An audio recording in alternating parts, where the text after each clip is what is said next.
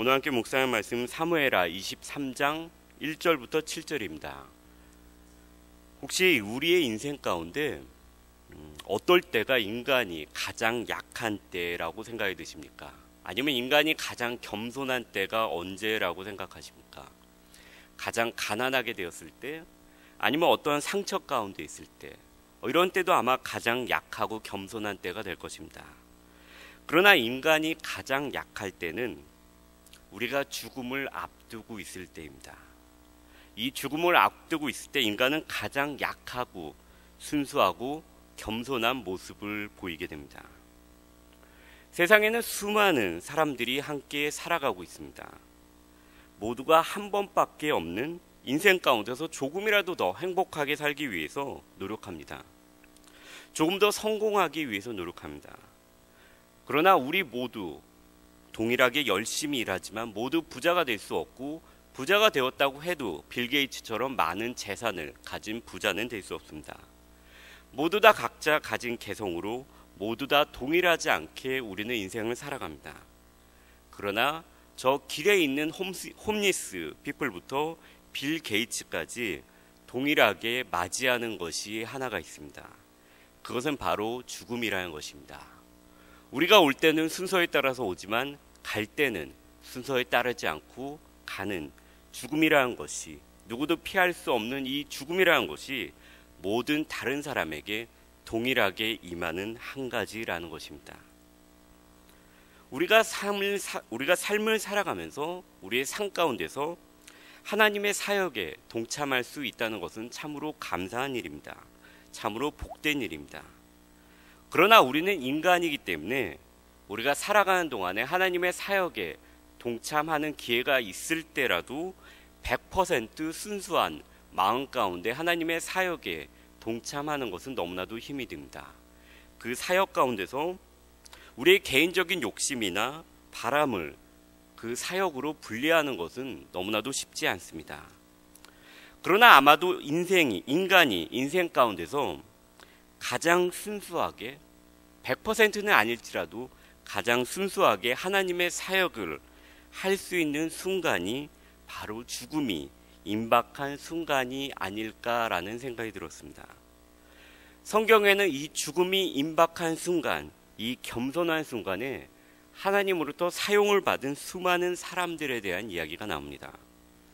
아들들에게 죽음을 앞두고 예언적인 축복을 주었던 야곱으로부터 이스라엘 백성들에게 하나님의 따를 것을, 하나님을 따를 때의 복과 저주에 대해서 이야기한 모세, 그리고 여호수아가 있고 시므온이 있고 돌에 맞아 죽음이 임박한 순간에 하나님께 고백한 이들의 죄를 용서하십시오라고 말을 한 스데반이 있습니다. 그리고 유명한 바울의 고백이 있습니다. 전제와 같이 내가 벌써 부어지고 나의 떠날 시각이 가까웠도다. 나는 선한 싸움을 싸우고 나의 달려갈 길을 마치고 믿음을 지켰으니 이제 후로는 나를 위하여 의의 면류관이 예비되었으므로 주 곧 의로우신 재판장이 그날에 내게 주실 것이며 내게만 아니라 주의 나타나심을 사모하는 모든 자에게니라. 이 하나님의 말씀을 남긴 바울 역시 죽음의 순간에 이 유명한 말을 남겨서 지금 우리에게, 이 말씀을 읽는 우리에게 하나님 나라에 대한 소망을 주게 합니다. 다윗과 같이, 오늘 본문에서 다윗과 같이 많은 백성들에게 영향을 미치는 말을 할 수 있는 기회가 임종 가운데 주어진 사람도 있습니다. 그렇지만 누가복음의 시므온과 같이 예수님의 탄생에 대해서, 예수님의 정결의식 때 예수님의 가족에게만, 단지 몇 명에게만 이분이 누구신가에 대한 예언적인 말을 할 수 있는 사역에 동참할 수 있는 사람도 있습니다. 그런데 이 시므온의 평범해 보이는 이 감사의 고백이 지금도 성경에 남아서 수억 명의 사람들에게 예수님의 나심에 대해서 여전히 고백하고 있다는 것입니다. 오늘은 다윗이 그의 죽음의 때 하나님의 영의 임재 속에서 마지막 말씀을 우리에게 전해주고 있습니다. 그는 먼저 죽음 앞에서 자신의 삶과 자신의 모습을 바라보게 됩니다.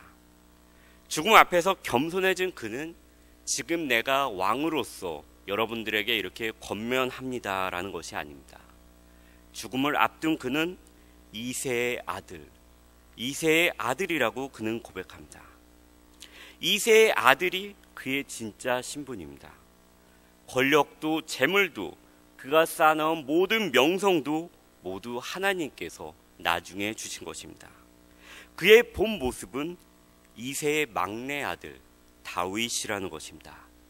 가족 중에서 아무도 인정하지 않던 미약한 존재였고 그의 아버지 이새는 아주 평범한 왕족도 아닌 집안의 사람이었습니다. 다윗은 이제 임종 앞에서 그가 누렸던 수많은 부귀 영화를 내려놓고 임종 앞에서 이것을 다시금 떠올립니다. 저는 우리 역시 우리 각자 자신이 지금까지 이루어 놓은 것 그리고 가지고 있는 것을 모두 다 내려놓고 하나님 앞에서 내가 누구인가에 대해서 생각해 보는 시간이 우리의 인생 가운데서 참 중요하다라는 생각이 들었습니다. 누구의 아들입니다, 나는. 이새의 아들과 같이 이렇게 고백하는 시간이 참 중요하다는 생각이 들었습니다. 우리가 태어날 때 아니면 교회 안에서 아이들을 볼 때 우리가 그 아이들에 대해서 어떻게 이야기합니까? 누구의 아들, 누구의 딸 이렇게 얘기합니다. 그러나 우리가 크게 돼서 우리가 뭔가를 이루게 되면 그때부터 우리가 가지고 있는 것을 이야기합니다. 명함을 나눠주면서 저는 이런 사람입니다. 저는 이런 일을 하는 사람입니다. 라고 얘기합니다.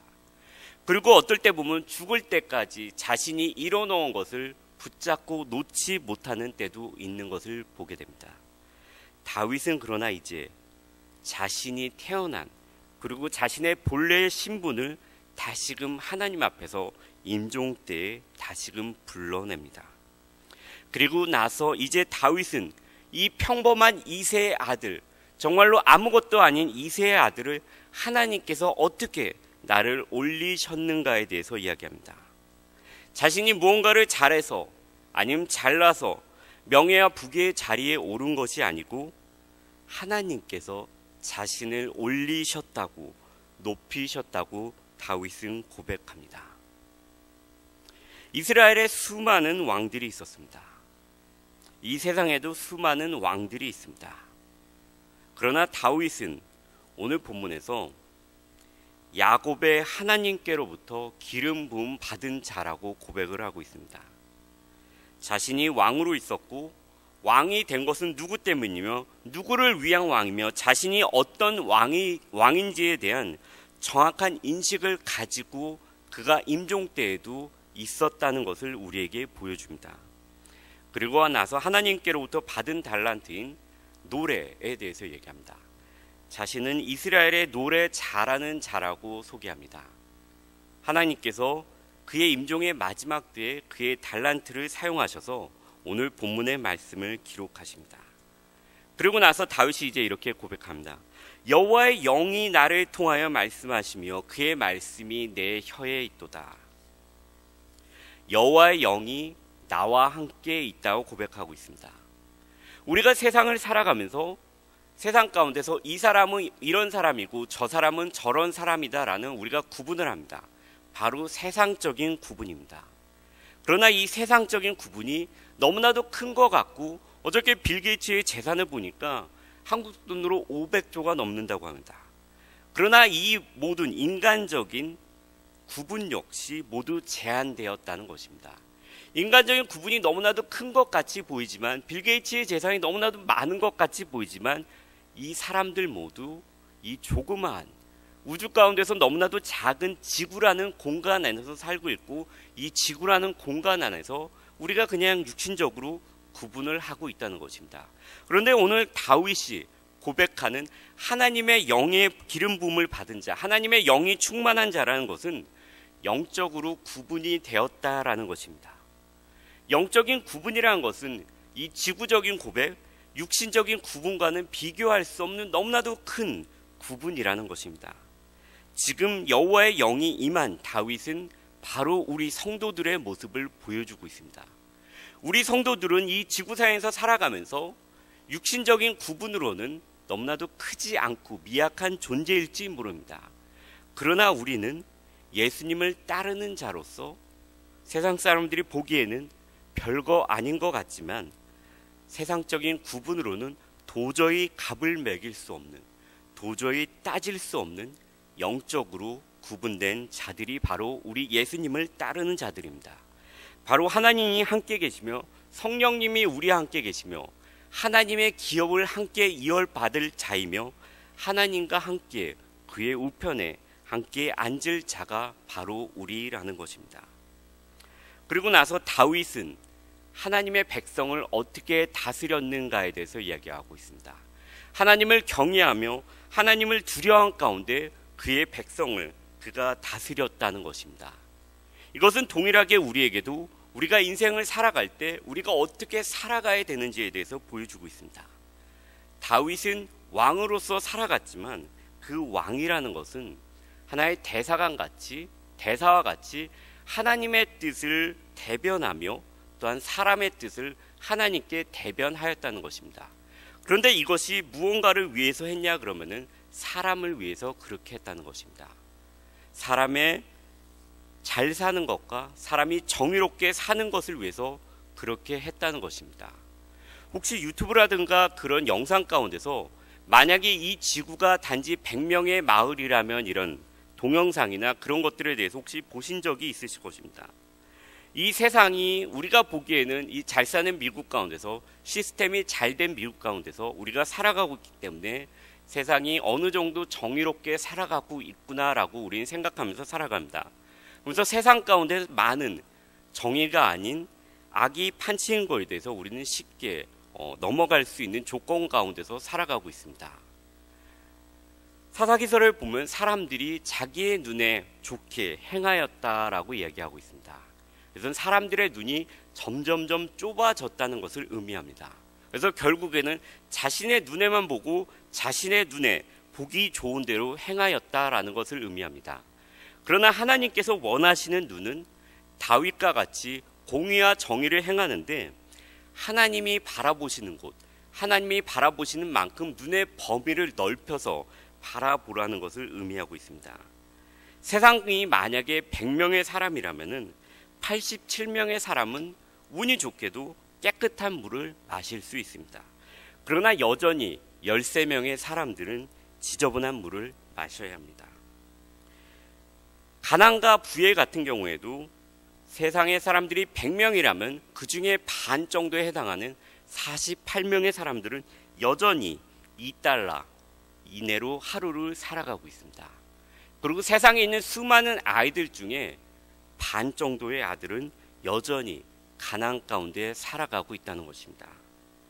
그리고 우리가 냉장고에 음식을 쌓아두고 우리가 자연스럽게 먹을 수 있지만 그래서 세상의 100명 중에서 21명의 사람들은 영양이 이제 넘쳐서 음식을 버리는 지경 가운데서 살고 있지만 15명의 사람들은 영양 실족 가운데 살아있고 100명 중에 1명은 매일같이 죽어나간다는 것입니다.